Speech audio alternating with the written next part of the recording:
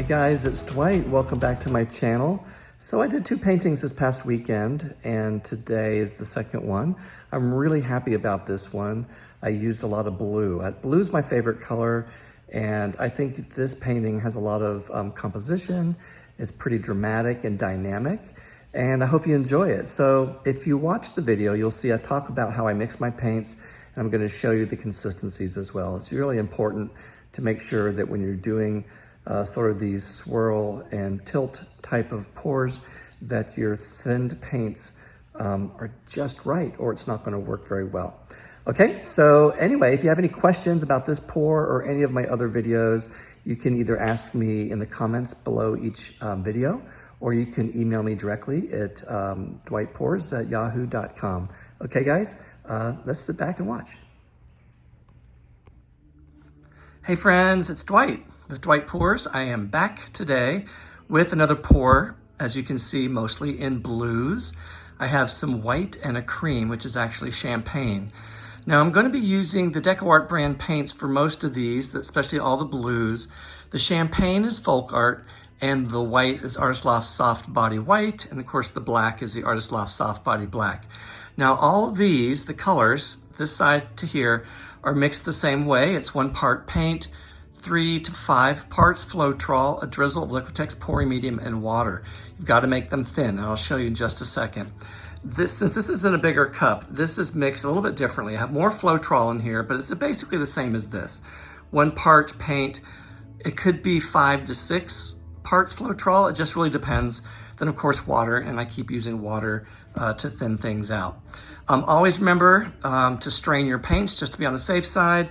I did today, had a few clumps as you can see, but overall, sometimes these don't have any clumps in them at all, but I just want to be safe than sorry, because sometimes when I'm like, oh, the paints are going to be great, then I have all these little caterpillars and these lumps on my canvas, which does not make me happy.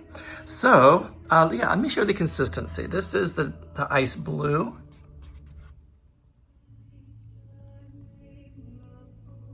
It basically goes right in. I think that's about right, yeah. So that's all you need, nice and thin. So I'm gonna be using my sink strainer today. I like the way that makes the canvases look. And I'm gonna prep the corners and edges. We'll get started here in just a few moments. Hey friends, it's Dwight. Here we are back at the canvas. I'm gonna start off by giving you a little hello with my blue jazz hands here. Thanks for stopping by. Now today I'm going to use my strainer. I think it creates a really neat effect, a little bit different than the colander.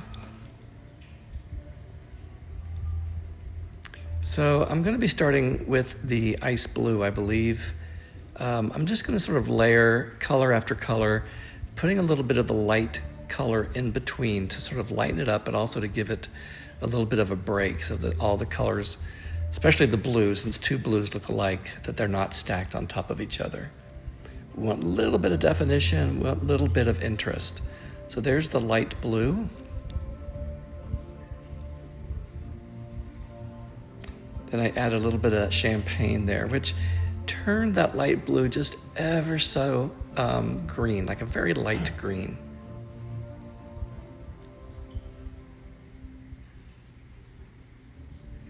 So each layer, when I add a color, you can see it pushes out the previous colors out through the strainer.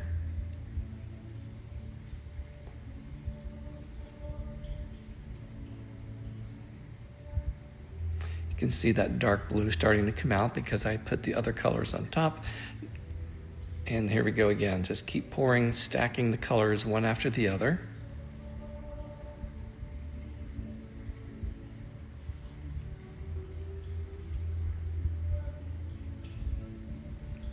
Sometimes when you're doing this, you have to think about the colors that you're pairing side by side here. So that champagne is sort of yellow, and next to blue, it can create a little bit of green.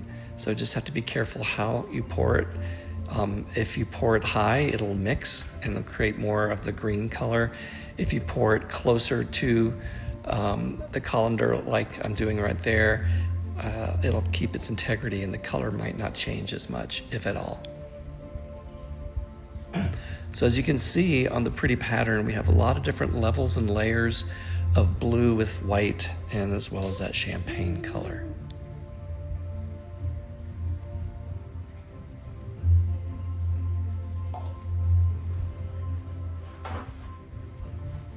Okay, I believe we are about ready to pour the black paint on top.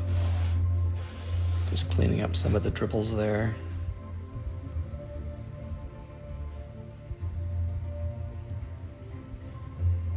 Now this strainer can also make a very pretty picture. Obviously I'm not picking it up very carefully, and you can see the middle is a little bit messed up, but it doesn't really matter with this type of a pour, because you want all of the color to come up from underneath. And it's not going to be exactly as it looks on the canvas now.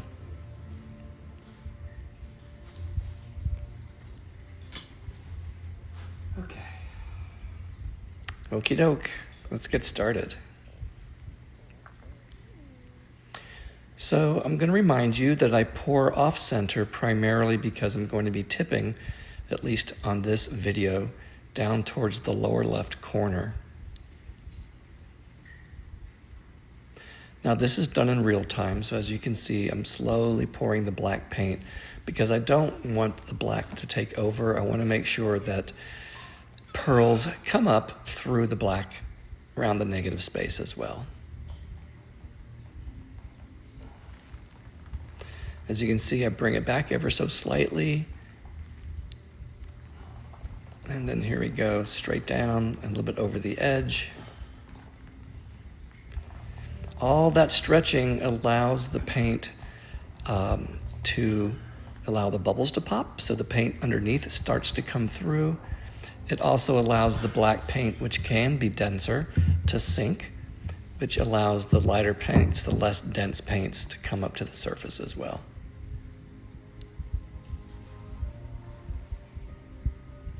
Just sort of checking my corners and edges. Just watching it slowly take shape.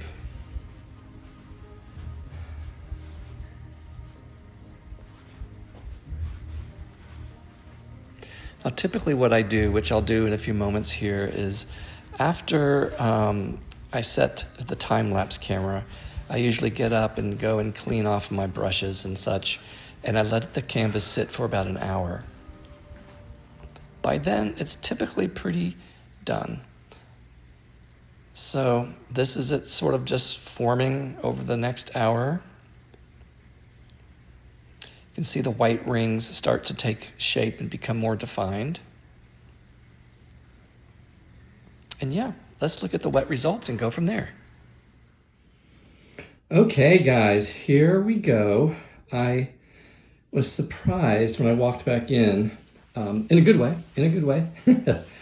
I am loving this. I love it. It's just really cool. Sorry about the fan. Yeah, it's interesting how I have these really big boulder pearls down here at the bottom. I think underneath that is the champagne color. Now, I am gonna do some cleaning up, and I'll tell you why. So let me walk around here, hope I don't trip. Let me turn the overhead light off. Doopy-doo. There we go. Now I got a glare from the window. I just love, I love the symmetry. Beautiful. So, what I'm gonna do is, standard cleanup around the negative space. I like the weight of this down here, right through here, but, and I may change my mind. So, we'll wait and see. What I might do first is take these out here and the edge, maybe down to here, leave all of the, leave all of this here, take the edge down to here, leave all of this in here. But maybe slightly just trim these back just to open it up a little bit. I may take that out right there. I just hope it dries as it is, and I will then definitely show you when it's done. Yeah, I'm just really happy. I wasn't sure what to expect because I used a lot of blue, and when it was coming up, I was like, oh boy. But you can see a little bit the champagne mixed with the blue. It's sort of greenish. You can't tell because I turned the overhead light off. But the white really popped. Yeah, I'm happy. Okay, so what I'm gonna do is let it dry, hopefully overnight, and then I can work on it tomorrow and then show you guys. Okay, so hold on and we'll see how it goes. Okay guys, here we are. It is complete. I really didn't do anything with the negative space. I left those big puffy clouds there and I just trimmed off the edges, that's all. But I wanted to show you up close just the detail. It's just pretty cool. And you know, we have some really cool shapes of these white things. They just kept expanding into the black paint, which is fine. But I just felt like if I took it away, I just didn't want to take it away. So I just left it. But I like it. I like the orientation. I think it looks great this way. I love the curvature. It's just pretty fantastic. Okay guys, thanks for watching. Hope you're having a great middle of the summer. And yeah, hoping to pour again this weekend.